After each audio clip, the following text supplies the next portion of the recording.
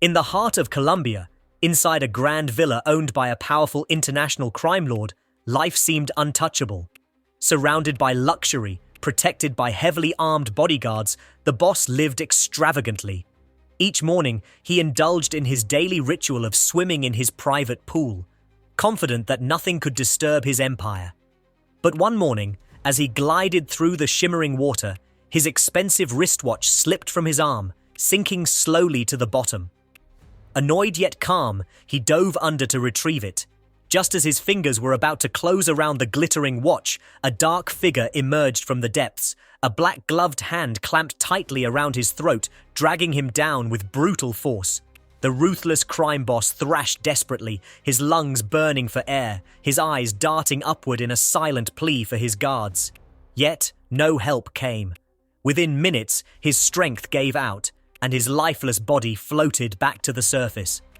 To avoid raising suspicion, the mysterious man in black propped the corpse as though it were still swimming. The guards and servants watching from above believed their boss had simply suffered a tragic drowning. None suspected foul play. Meanwhile, the assassin moved swiftly, descending to the villa's basement. There, he shed his tight diving suit, revealing a physique honed by years of discipline and violence. This was Arthur, the organization's most feared and flawless assassin. Arthur's reputation was unmatched. He never failed. His assassinations were silent masterpieces. No gunfire, no witnesses, no traces left behind. He was a master at staging accidents, turning every kill into a natural disaster or misfortune. As chaos erupted above, with servants shouting and guards panicking over the boss's lifeless body, Arthur slipped unnoticed into the crowd. Disguised as a chef in servant's clothing, he blended in seamlessly. Moments later, he walked calmly out of the villa, reached his car, and sped away with surgical precision. He timed every move down to the second. At a bridge, he checked his watch, waiting for a ferry to pass below. Leaping fearlessly, he latched onto the vessel's rear, letting the engine's drag carry him far away. Within 24 hours, the mission was executed to perfection. Back at his secluded boathouse, Arthur rewarded his guard with an expensive bottle of wine and took his speedboat to his private island hideout, a sanctuary far from prying eyes. Here, after every mission, he destroyed all evidence of his target. Photographs, documents, and intel, leaving nothing behind. The slain Colombian boss had been a notorious drug trafficker, feared and hated across the region. His arrogance and cruelty had left scars on countless lives. Arthur had studied him for weeks, memorizing his routines, weaknesses, and vulnerabilities. Precision was his art. To Arthur, pulling a trigger was easy, but executing a flawless, untraceable kill, that was true mastery. Relaxing in his hideout, Arthur read news reports describing the boss's mysterious, accidental drowning. Smirking with satisfaction, he knew he had once again proven why he was the best. For his work, Arthur earned between $1 to $2 million per job, enough to live lavishly without ever worrying about money. The next morning, he met with his trusted middleman at a small diner. The man was Harry, an older associate confined to a wheelchair, but still sharp and commanding respect. Arthur valued Harry deeply. They had worked together for years. Harry handled payments, ensuring Arthur always received his rewards cleanly and safely. But this meeting was different. Harry, troubled by his own family, asked Arthur for a favor: to train his son, Steve. According to Harry, Steve was reckless, incompetent, and drowning in debt. Out of loyalty and respect for his old friend, Arthur agreed. After collecting his fee, he went out to celebrate in a bar, indulging in drinks and women, though deep down, he never forgot he was still a cold, calculating killer. But everything changed when Arthur opened his next assignment. His heart froze. The target wasn't just anyone. It was Harry, his mentor and closest friend. Stunned, Arthur thought it was a mistake. He called to confirm, but the order was real. The organization wanted Harry eliminated, accusing him of betraying them. Conflicted, Arthur demanded answers. He boarded a private plane to meet Dean, one of the organization's senior leaders. Dean explained that months earlier, 5 operatives had been sent to South Africa on a mission, but none returned. Suspicious bank transactions had surfaced in Harry's accounts, millions of dollars he shouldn't have had. With debts piling up because of his son, it looked as though Harry had sold out the organization. For them, loyalty was absolute. Whether innocent or not, Harry was marked for death. And who better to carry it out than his own closest ally? Arthur was given just 48 hours to complete the hit. Failure meant the organization would turn on him instead. Torn between loyalty and survival, Arthur made a choice. Instead of betraying Harry, he secretly warned him. Calling him late at night, Arthur instructed him to flee immediately. The organization believed he had leaked information and had sent assassins to kill him. Armed with only a pistol, Harry grabbed his belongings and followed Arthur's guidance, disabling security systems and slipping through secret escape routes. Finally, at the parking lot, Harry saw Arthur waiting. At first relieved, he soon realized the truth. With his car wrecked and the organization hunting him, Harry admitted what Arthur had feared. He had betrayed them. He praised Arthur for his flawless planning, even in betrayal, proving once again why Arthur was the best in the business. The villa's security cameras captured nothing unusual, which suited Arthur perfectly. He was a master of deception, a killer who could make murder look like misfortune. Instead of leaving a trace, he staged the entire assassination to look like a simple robbery gone wrong. Harry, his old friend and trusted ally, even played his part in the deception. Instead of fighting back, he drew his silver pistol, not to shoot Arthur, but to hand it over, helping him create the illusion of a violent struggle. He insisted that Arthur fire a few rounds into the walls and floor, so investigators would believe Harry had died fending off intruders. This was the code of their profession. Cover the truth with a story convincing enough for the world to accept. With no choice left, Arthur took the weapon from his friend's trembling hand and leveled it at his chest. In this line of work, tears had no place. He pulled the trigger, ending the life of the man who had once been his greatest ally. Days later, after the funeral, Arthur stood at Harry's grave, his cold assassin's heart weighed down by guilt. There he encountered Steve, Harry's reckless son. But Steve was no longer the careless, spoiled brat Arthur remembered. Grief had changed him. He greeted Arthur respectfully, and together they drove back to Harry's home. On the way, Steve confessed his torment. He complained that perhaps his father had hated him all along. But Arthur corrected him. He told Steve that Harry had always loved him, often reminiscing about the boy's childhood. Still, Steve let out a bitter laugh. "If he loved me," he muttered, "then why didn't he ever call?" Inside the house, Arthur offered to support him financially, but Steve refused. He had his own plan, to sell his car, buy weapons, and avenge his father's death. Though he carried himself like a drifter, Steve's pain was genuine. He swore vengeance against whoever had murdered Harry, declaring no man should kill an old man confined to a wheelchair. But Arthur warned him against rushing into danger.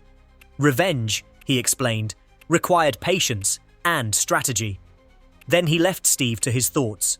Not long after, Steve found himself in trouble. While waiting in his car, a young man approached, a street thug with a gun. The stranger demanded Steve get out, attempting a carjacking. But Steve's anger boiled over. Fueled by grief, he lashed out, slamming the carjacker against the vehicle, pounding him with fists and kicking him into submission. He even pulled out his gun, ready to kill. At the last moment, Arthur appeared, stopping him. He dragged Steve away, warning the carjacker to stay silent about what had happened or face death. Steve, shaken by the close call, drove off in fear. The very next day, Steve confronted Arthur again, begging him to be taken on as an apprentice assassin. But Arthur coldly refused. Steve lashed out, calling him ungrateful. "My father helped you all those years, and now you won't even help me." Arthur ignored him, but deep inside, guilt gnawed at him. Later, staring at Harry's photograph, Arthur decided to make amends. He called Steve and agreed to train him. At exactly 7 a.m., they met outside a pet shop. Arthur explained why assassins were called mechanics, because they specialized in fixing problems, like machines, for a price. Steve scoffed, acting as if he already knew everything, but Arthur cut him down coldly. "You don't know a damn thing." To prove his point, Arthur listed off Steve's entire life story, his birth records, his mother's death, his juvenile crimes, even his minor offenses at school. Every detail Arthur had researched. Stunned, Steve realized how little he truly knew about the trade compared to this master. Arthur began Steve's training by forcing him to adopt a dog, teaching him the art of blending in. An assassin couldn't act out of emotion. He had to build a facade. Steve needed to appear as nothing more than a kind, ordinary young man. His cover identity became that of a dog owner who solved Sudoku puzzles in coffee shops. Slowly, Steve learned discipline. Then came weapons training. At first, his bullets barely pierced tree bark. But under Arthur's strict guidance, he improved until he could shatter concrete blocks with a single shot. Arthur also taught him medical knowledge, essential for staging deaths as accidents, so insurance companies and investigators would never suspect murder. With Harry's assets repossessed by the bank, Steve lived under Arthur's roof. Gradually, his accuracy, patience, and control sharpened. When Arthur judged him ready, he took him on a mission. Their first target was a ruthless arms smuggler. Disguised as a buyer, Arthur demanded fast delivery. While the smuggler was distracted counting money, Arthur slipped a garrote around his neck and strangled him to death. Then he staged the scene. He placed a pornographic film on a screen and a pillow near the body, making it look like the man had died of hypersexuality. Steve watched silently, learning the art of misdirection.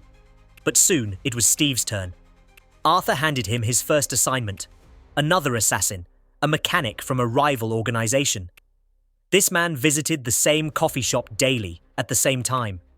Though almost untouchable, Arthur had uncovered his weaknesses, a love for small chihuahuas, and a dangerous appetite for young men. Using this knowledge, Steve set the trap. He befriended the man, played to his vanity, and agreed to join him for drinks. But instead of using the heart-stopping poison Arthur had prepared, Steve decided to kill with his own hands. He followed the man back to his apartment, pretending to flirt, then suddenly attacked. What followed was a brutal hand-to-hand struggle. The larger assassin slammed Steve into walls, threw him across the kitchen, and overpowered him again and again. Bloodied and desperate, Steve fought with anything he could grab, a chair, a screwdriver, until finally, he stabbed the man repeatedly in the chest, killing him in a frenzy. Exhausted and battered, he returned to Arthur, who was furious. Steve had disobeyed direct orders and risked exposure, but Arthur also knew every assassin had to face their first kill in their own way. As tradition demanded, they celebrated afterward at a bar, where Arthur once again ran into the woman he had spent the night with earlier. Steve, too, found company in a beautiful girl, his youthful arrogance still shining through despite his bloodied knuckles. Back at the airport days later, Arthur retrieved his next payment, a tidy sum packed neatly inside a wooden crate. But soon after, he received a call from Dean, the organization's senior director. Dean was suspicious. He accused Arthur of handing assignments to others without approval, breaking protocol. Worse, he had discovered Steve's identity, Harry's son. Dean warned Arthur that training Harry's boy was dangerous, like keeping a snake in your house. Then he delivered the next mission file. This one was urgent. The target, Andrew, a self-proclaimed spiritual leader running a cult in Chicago, a man who had stolen millions from blind followers and silenced anyone who threatened his empire. Arthur studied the dossier carefully. He pinned Andrew's photo on his board, noting his crimes, his followers, and his weakness for young women. With Steve at his side, he planned their next hit. The man dragged him onto a bus, wasting no time before demanding answers. He bluntly asked why he was still alive, pointing out that the last time they crossed paths, he saw a bullet wound in his head. Then he pressed further, bringing up the South Africa incident. Calmly, the man revealed that Dean had paid him a fortune to kill the remaining 4 operatives, stage his own death, and disappear. According to him, Dean was the traitor who sold out the organization, a fact Harry had already discovered. His original plan had been to expose Dean to the boss. This entire elaborate setup was designed to frame Harry, forcing Arthur to execute his closest friend under false pretenses. With a mocking tone, he taunted Arthur for being so easily deceived. Consumed by rage, he suddenly pulled out a knife and lunged. Both men were seasoned assassins, and the fight that erupted was intense and brutal. At one point, Arthur was locked in a chokehold, but he managed to grab a fire extinguisher pin and stab it into his opponent's face. Rather than finish him off, Arthur hurled the man out of the bus and onto the street. But fate had its own conclusion. Seconds later, a speeding car slammed into the man, killing him instantly. Arthur then set his sights on Dean, vowing to avenge Harry. Before acting, however, he phoned Steve and learned that assassins from the organization were holding him captive. Calm as ever, Arthur told Steve there was a gun hidden beneath the sofa. Acting fast, Steve retrieved the weapon, eliminated the 3 guards, and escaped. The two quickly regrouped and packed their gear. In the warehouse, Steve stumbled upon Harry's signature silver gun among Arthur's belongings, realizing with horror that Arthur had been the one who killed his father. He concealed the truth for the moment, pocketed the gun, and followed Arthur's lead. On their way out, Steve questioned Arthur about his past. "Do you ever think about the people you've killed?" he asked suddenly. Arthur was caught off guard, but admitted he never really had. Pressing further, Steve asked if he had ever killed someone he personally knew. Without hesitation, Arthur replied, yes. With tears in his eyes, he confessed that during the act, he felt nothing, but afterward, the weight always came crashing down. He explained that his work was never personal. It was just business. No pity, no regret. Steve coldly responded that none of it mattered. The only thing that counted was that the target died. Arthur fell silent, unable to argue. The pair tracked down Finch, Dean's right-hand man.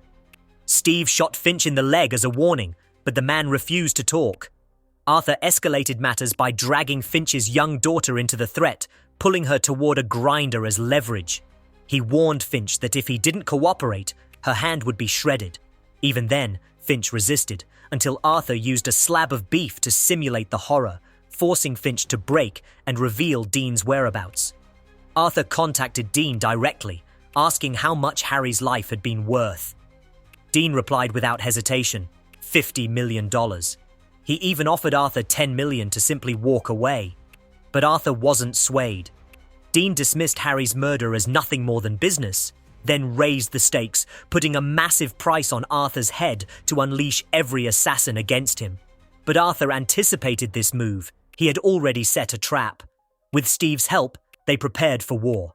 Arthur planted surveillance equipment and stole a car, while Steve hijacked a bus with a gun in hand.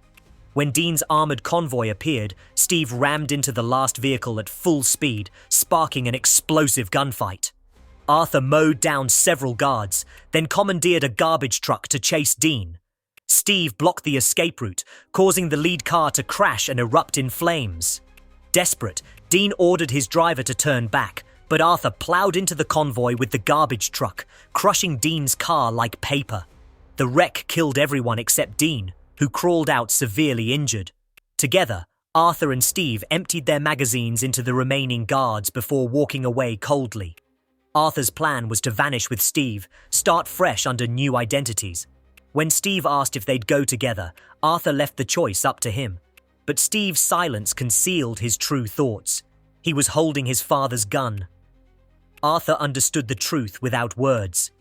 They stopped at a gas station, where Steve excused himself to pump gas. Inside, he bought a few items, then turned to Arthur one last time, offering a bitter apology.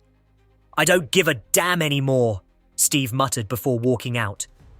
Pretending to check the nozzle, he secretly let gasoline flow freely, then slipped behind a wall. Drawing Harry's gun, Steve fired at the car, triggering a massive explosion that engulfed Arthur in flames. Believing his mentor dead, Steve returned to Arthur's house. Unsure of his next move, he fiddled with Arthur's cherished record player, then walked to the garage and drove off. After a while, he noticed a note left on the seat beside him. "If you're reading this, I'm fucking dead." Steve smirked at the irony, just as the car exploded in flames.